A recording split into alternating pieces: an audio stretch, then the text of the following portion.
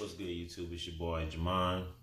Now, before I start this video, I want to start off by saying this YouTube page, this video is not to bash anybody. I'm not going to be saying names. I don't have to say names. Most of y'all will know who I'm talking about and who I'm not. So, a little bit to get to know me. I'm 27. I'm from Louisiana, Southside nigga.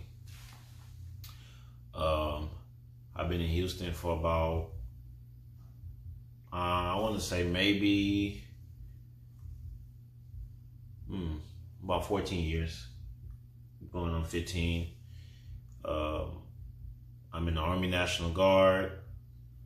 You know, I've been in the Army for about 5 years, going on 6. The reason why I started this YouTube page, basically, I wanted to try something different. Like, I have a voice, but I feel like I don't have nobody to share it with. And I'm not talking about singing or anything. Like, I mean, like, my opinion on things. And I started noticing this for about a couple of years. Certain topics that I see people have on YouTube, basically all the mainstream platforms. And they interest me more because I like to get a better view into people's thoughts. So I thought, me personally, why not make a YouTube video and just have an unspoken truth with other men, especially black men? Because, you know, black men, I feel like we have it harder than any other man in this world. Police brutality, us just basically trying to come up in the world. Because it's not a man that I don't know that don't want to be successful. It's just how he moves just makes it difficult. So I thought about starting this page, and it's not going to be a serious page, you know. Like, the topics we have are going to be very interesting. Of course, there's going to be other shit besides boring-ass topics. But I want to start off this first video, or this first series, I should say. It's going to be part 1 and 2. Part 2 is basically, part 1. I'll be telling my story and how I want to tell it. And reason being, when I say my story, I mean, I guess you can say, of course, everybody has an opinion. And with that opinion comes a lot of different mindsets on how you look at a person, especially me. So when I say I want to tell my own story, I mean, I want y'all to hear it from my mouth, not from somebody else's. Now, I feel like my story started in 2011. I met this girl. Like, she was cool. Like, we ended up being together for roughly about 6 years. We met in 2011. And when I met her, I was already in a tough place. Like, I was already struggling in school. Mind you, I already moved out my mama's house and I'm about to graduate. So my senior year, I was not living with my mom. I actually moved out. And it was because at the time, me and my mom didn't see eye to eye, which was not a bad thing as I got older, because I realized her being a single parent, all she wanted was the best for me. And that's everything she ever wanted for all 3 of us. My little brother Ashford, my little sister Jazz. And when I met her, like I said, I was in a tough space mentally. I didn't show it because I'm not the type to really show my emotions, but once, I guess you could say once, I came around her family and I saw how they react to each other. Like, family fight, but with her family it was different. Like, they fought, but they got over it. Like, it never lasted more than a day. And if it did last a day, that next morning they talked about it, they figured it out. They was all lovey-dovey. And to me, that was unknown territory. And reason being is because, like, I'm not gonna talk about my family bad because I don't feel like my family's that bad. Like my whole general family in Louisiana. Um, I just felt like I never seen forgiveness so quick. Like I'm used to seeing people argue and they don't talk to each other for months on end. Like my cousins, like I feel like that trait skipped our generation. Like that's something we just don't do.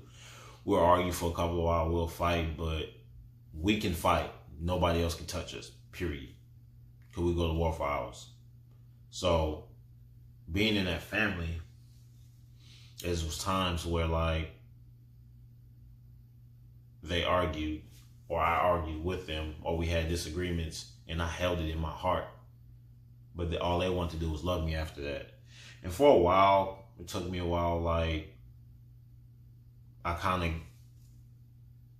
inherited that trait. Forgiveness, understanding, being more open-minded. Actually having a mindset to actually be conscious of God spiritually. So, from the beginning, it was bad on both our ends. Honestly, I cheated, she cheated, but women are just good at hiding it.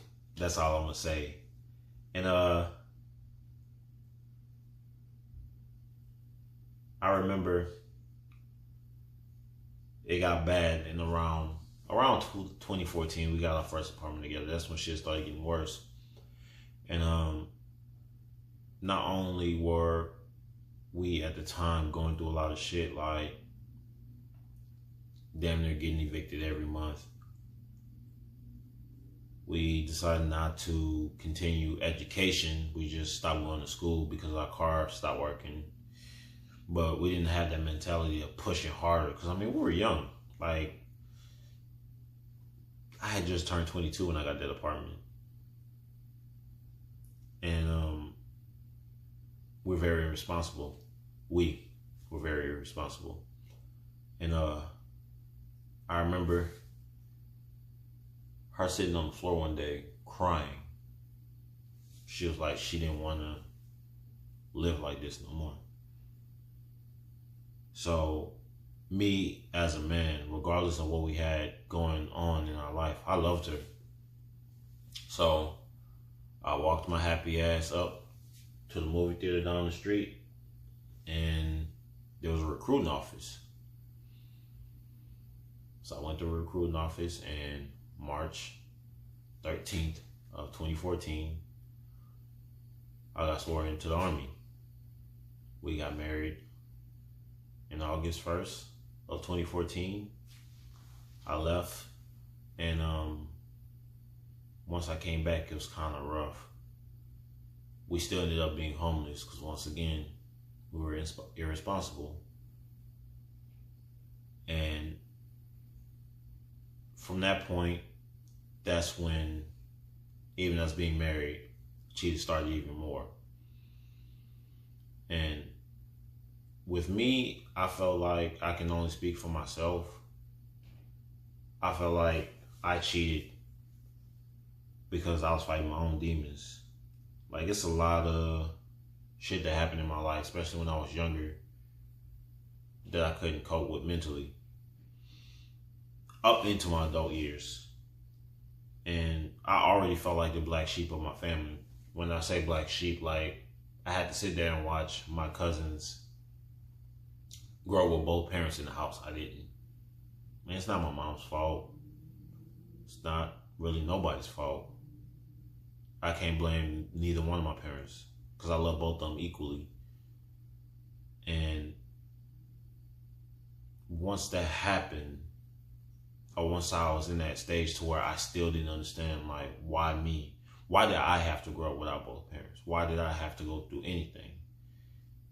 I coped with it in a way I shouldn't have, but that was the only way I knew how to. So I slept with different women, many different women.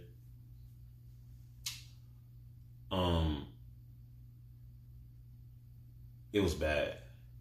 And they got a point in my relationship with my ex-wife that either I went to counseling or I was going to lose her. So when I came back from counseling,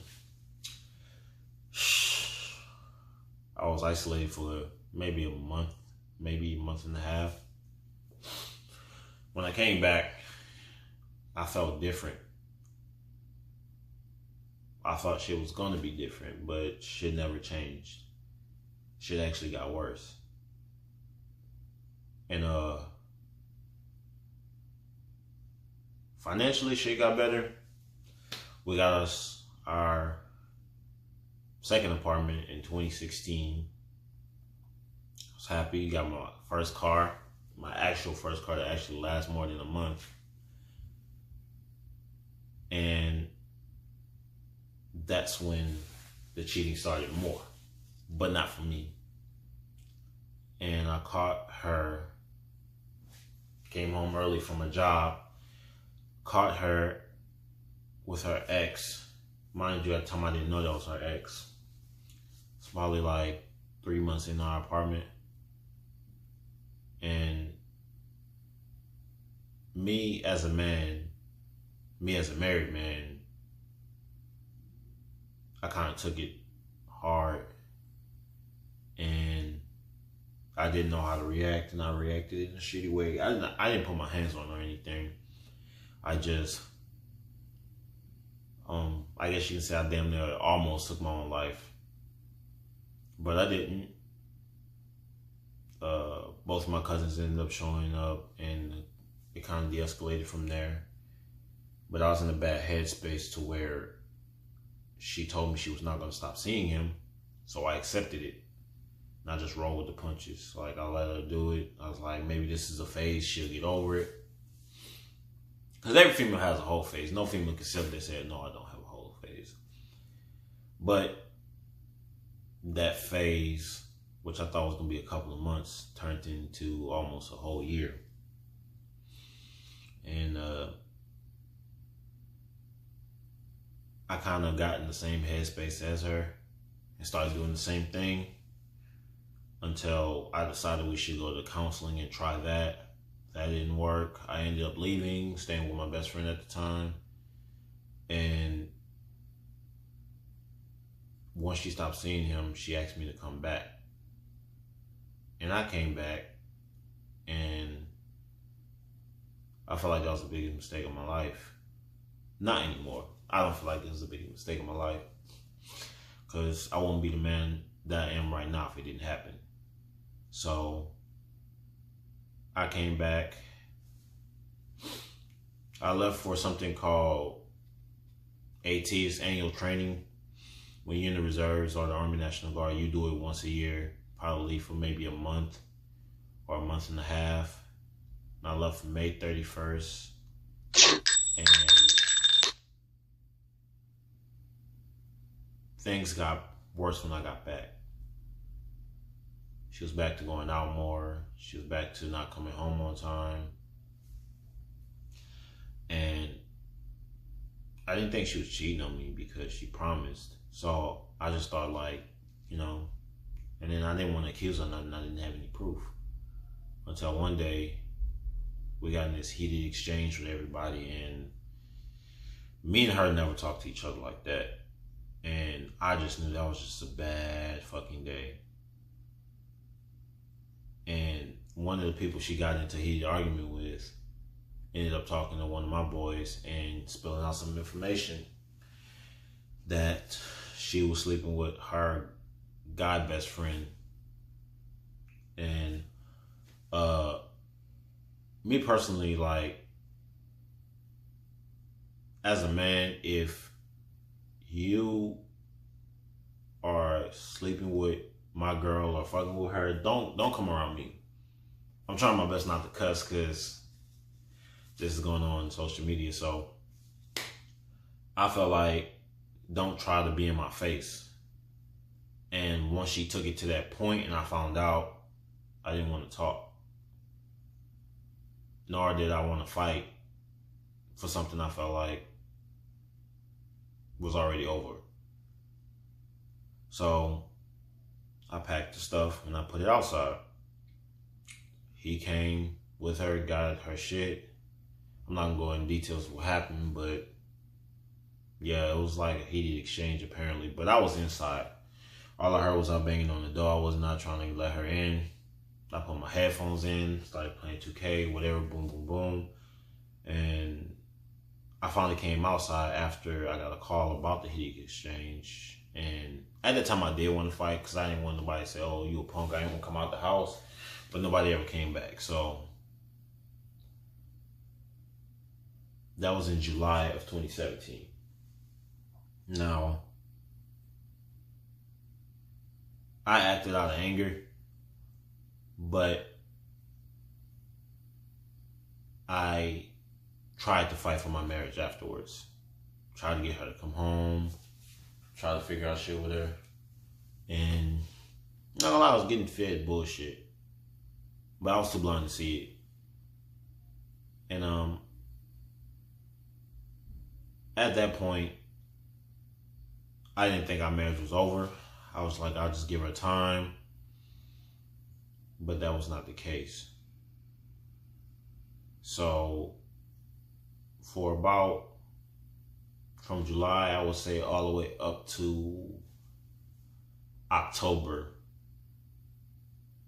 No, all the way up to August, because our wedding anniversary was August 1st. We spent together, and she went back to him after our anniversary. And that's when I started to figure out that it was over.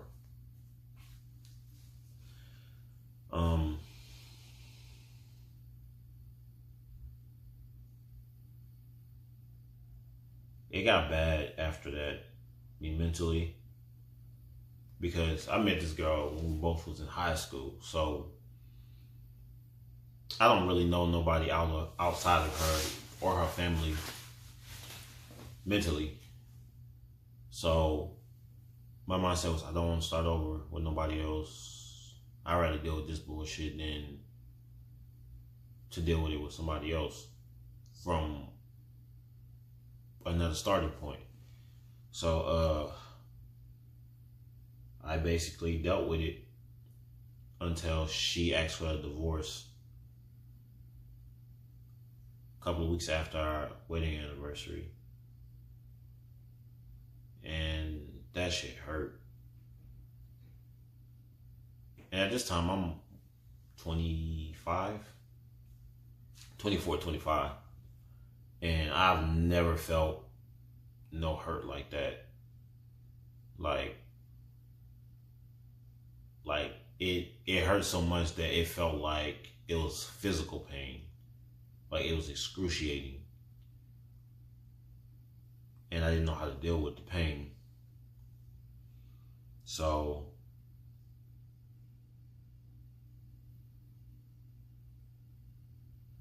I'll never forget.